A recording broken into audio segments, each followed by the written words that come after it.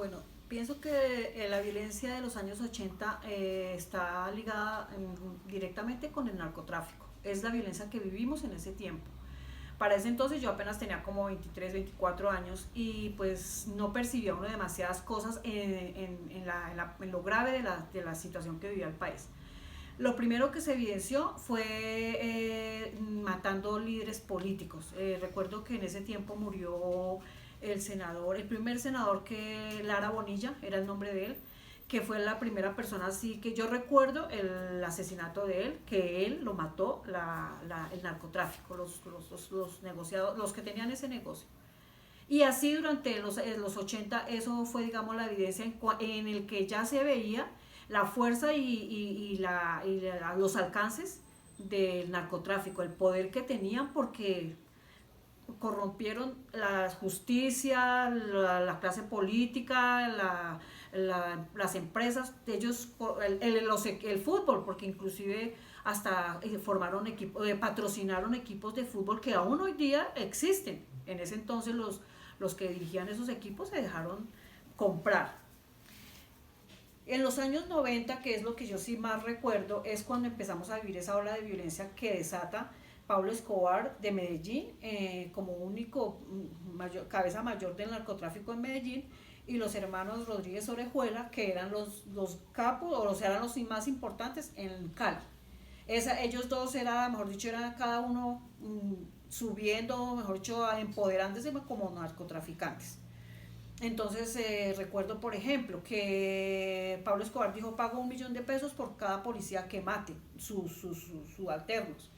Que mataban, ponían bombas, sucedieron, por ejemplo, casos como lo del Nogal, no recuerdo si eso fue en los 90, pero sí poner bombas, matar mucho, secuestrar, imagínense los secuestrados que duraron unos 18 20 años, ellos, lo de los secuestros fue una cosa que, mejor dicho, se desató. Y ahí vino la confusión, que es una teoría que yo me hice, y es que una cosa era el narcotráfico y otra era la guerrilla, que nosotros venimos viviendo de ese problema desde hace 50, 60 años ya. Entonces, ¿qué pasaba? Cuando empezaron a secuestrar, no, era la guerrilla la que secuestraba. Finalmente, y hoy día se comprueba que la guerrilla tal vez sí fue la que hizo la acción de retenerlos y guardarlos, pero ellos también eran auxiliados por el narcotráfico, porque de esa manera ellos también sabían cómo presionar. Entonces ellos detenían, secuestraban a y a la vez les patrocinaban la guerrilla. Ellos eran los que la mantenían, los que les daban para sostenerse en sus alimentos, en sus armas, en su vestuario, en su desplazamiento. Eso lo podemos venir a evidenciar hoy. En ese entonces podríamos decir que una cosa era la guerrilla y que otra cosa era el narcotráfico. Y cada uno hacía, digamos, explotaba este país de la manera como lo hicieron, secuestrando, poniendo bombas, de una manera demasiado violenta y dolorosa para el país. Fueron tiempos realmente muy tristes.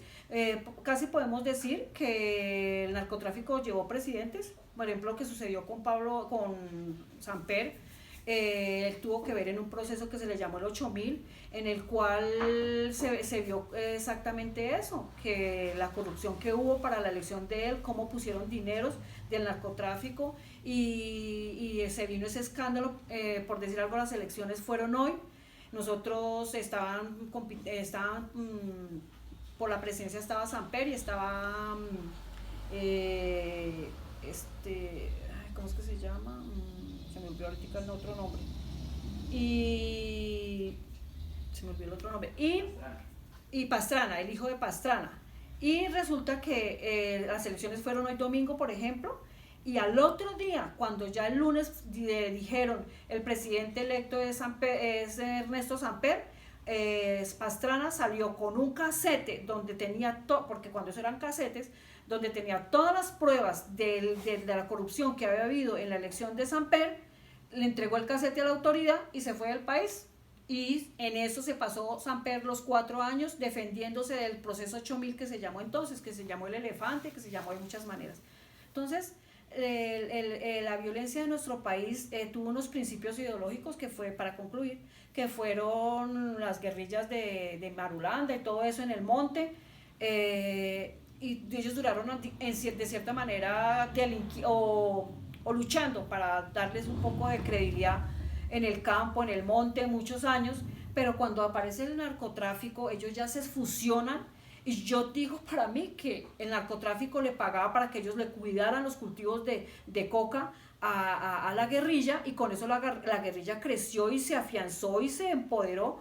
Entonces esas cosas se juntaron para volver a este país en un caos total, total. Llegó el punto en que la guerrilla no dejaba salir, desplazar, bloqueaba las carreteras, ponía bombas por todo lado, salir era peligroso, era miedoso, transitar de noche en carretera no se podía, si se iba a transitar en carretera tenía que ser de día y en caravanas escoltados por el ejército. Eso fue un tiempo que nosotros lo sentimos como ese encierro, esa encarcelada que ellos hicieron de nosotros porque nos coartaron, y vivimos en su más alta expresión esta violencia que nace. Pues fue una época de mucho terror, de mucho miedo de salir a las calles, porque es imposible olvidar esa época que fue de violencia, narcotráfico, terrorismo. Eh, Fue la época en que en los juzgados en Palo Quemado pusieron bombas y hubo mucha gente muerta. Me acuerdo también de un atentado a un avión que murió mucha gente, y era una época que a uno le daba miedo salir a las calles por culpa del narcotráfico de Pablo Escobar.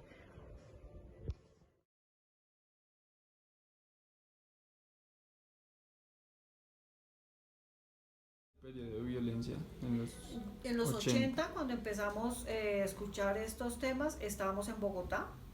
Hablo de mi mamá, mi papá, mis hermanos, estábamos en Bogotá. Y ya para en los 90 ya nos habíamos ido a vivir a Bucaramanga. Ya una parte se quedó acá en Bogotá y otra nos fuimos a vivir en Bucaramanga. ¿Vivió? Aquí en Bogotá, aunque tenía familia en Medellín también, y ellos me contaron que fue una época para ellos de mucho miedo y de terror, porque allá en Medellín estaba Pablo Escobar y fue donde más duro fue lo que sucedió. Vecinos. La manera como esto nos afectó, yo diría gracias a Dios, a nosotros directamente no lo vivimos, pero sí personas conocidas, como sucede hoy día con el COVID, personas conocidas que le secuestraron sus familias para sacarles dinero. En el caso de Ramiro Castillo, un compañero de colegio de mi hermano mayor, a él le secuestraron a la esposa y él tuvo que dar dinero. Mi hermano Vidal, que en ese entonces trabajaba, él era secretario de Hacienda en Bucaramanga. En ese tiempo se usaba, creo que hoy día al menos hacemos elecciones de muchos cargos públicos. En ese entonces se elegía el presidente y el presidente elegía ministros, como también se sucede hoy día. Mi hermano trabajaba con un líder político, y el compañero de él con el que iban a hacer campañas a los pueblos de Santander, a él lo mató la guerrilla. Y a muchos de los líderes de los pueblos los mataba la guerrilla, gente que uno conocía, con la que ha compartido, gente trabajadora, campesinos, los mataba la guerrilla. Dolorosa también por los líderes políticos que teníamos, que los mató la guerrilla, fueron directamente. Y de pronto en lo personal que nos hubiera afectado el hecho de que no podíamos desplazarnos. Entonces si nosotros queríamos ir a Bucaramanga, era un temor porque se corría el riesgo que a uno lo secuestraran, porque ellos hacían fácilmente un retén en cualquier parte y al que quisieran se lo llevaban, como sucedió con la hija de esta señora de la que hace la caminata de la solidaridad. A ella le secuestraron 2 hijos y se los mataron a los 2.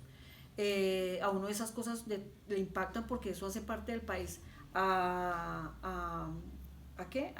En esa parte, y no podernos desplazar, no poder decir vámonos para Bucaramanga, vámonos en carro, ni en flota, ni nada. Es más, si uno viajaba en flota lo asaltaban.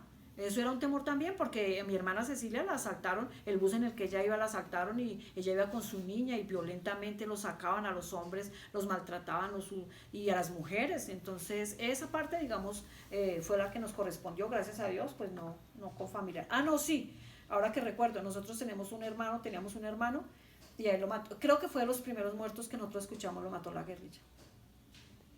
Lo que pasa es que ese hermano no era de estos, era un hijo de mi papacito. Pero él era el papá de Oro Verde. ¿Te acuerdas de él? No. El que ha ido a cantar, que canta rancheras. Ah, ok. ¿Y están grabando? Sí. Sí, por eso de pronto no lo digo porque primero que todo era un hermano con el que conocimos ya grande y fue hijo de mi papacito en su tiempo de soltería. Era hijo. Y él lo mató, fue de los primeros muertos que nosotros escuchamos, y de eso estamos hablando como en el 1970, yo creo. Originó. Pues la verdad le cogí mucho miedo a salir al centro. Yo trabajaba ahí cerca en la avenida Jiménez y me retiré del trabajo de miedo de ver semejante terrorismo que había en las calles bogotanas.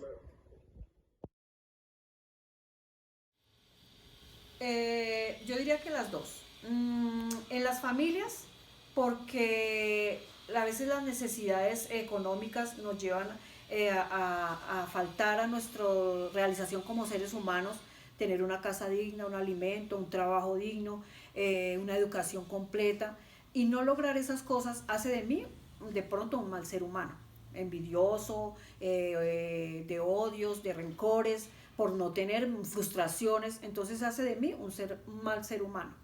Y de la clase política, cuando nosotros no entendemos que ellos dicen los discursos, porque es que esa es su labor, en atraernos para que nosotros los sigamos y votemos por ellos. Entonces ellos dicen, a los que creemos cada uno con nuestra ideología, a los que creemos, dicen las cosas que nosotros creemos que nos van a ayudar a avanzar, igual de un lado que del otro. Entonces cada uno le da ese discurso a sus seguidores, pero ellos son egoístas porque realmente ellos no sufren como el pueblo. Ellos tienen bienes, ellos tienen riquezas, ellos disponen de seguridad, de buena educación, de oportunidades en el exterior. Ellos, aparte de que sus empleos son en el Estado y el Estado paga muy bien, sus salarios son muy altos. Entonces nosotros creemos que ellos nos están diciendo algo que nos va a mejorar nuestra condición de vida. Sí, deben hacerlo, y así es, por como pruebas las hay por todo el mundo. Los países que avanzan es porque sus líderes políticos invierten y trabajan en su nación, porque finalmente el pueblo es el que enriquece el Estado, porque son los que trabajan, los que producen, ¿sí? Entonces, infortunadamente, en medio de nuestra ignorancia, por la misma razón que le estoy contando, porque en un principio la política era que lo que dijera él, pues así era, como en un principio cuando eran liberales y conservadores. Usted es liberal y usted no le importaba lo que él dijera, si qué prometía o no prometía, usted vote, y si otro su vecino es conservador, usted vaya, mátelo, porque así era en el tiempo de esa violencia, que es diferente a la que vivimos hoy. Entonces, es de parte y parte. De parte de nosotros no tomar conciencia que este Estado nos pertenece y no les pertenece a la clase política, y que nosotros debemos hacer parte de la construcción y de las decisiones. Por eso tan importante ir a votar, pero no ir a votar por el que el vecino me dijo, sino yo escucho lo que está proponiendo y yo hago seguimiento de lo que él me prometió en campaña. Y ahí es cuando uno puede con argumentos decir, usted dijo esto, ¿dónde está lo que prometió? ¿Sí? Y ellos a su vez nos llenan, nos endulzan el oído diciendo que nos van a dar esto y que nos van a dar lo otro. Y claro, después de que son elegidos, a ellos se les olvida todas las promesas que hicieron. Por eso es muy, muy importante que tengamos en cuenta que debemos participar en las decisiones del país y que lo hacemos a través del voto. Y a su vez, estar pendientes, oír un debate en el Congreso, escuchar las noticias y tomar conciencia, investigar, no simplemente porque nos dicen esto, sí, eso lo dijo y así es. No, investigar quién es esta persona, de dónde sacó esa noticia o de esto. Esa es la participación muy importante que necesitamos de los jóvenes. Bueno, por parte es de la familia que empieza a hablarle a uno sobre eso, pero más que todo por lo que uno escucha en la radio, en la televisión, de lo que está sucediendo, y lo que sucedió, pues uno se llena de odio y de rencor y de terror también con todo lo que dicen.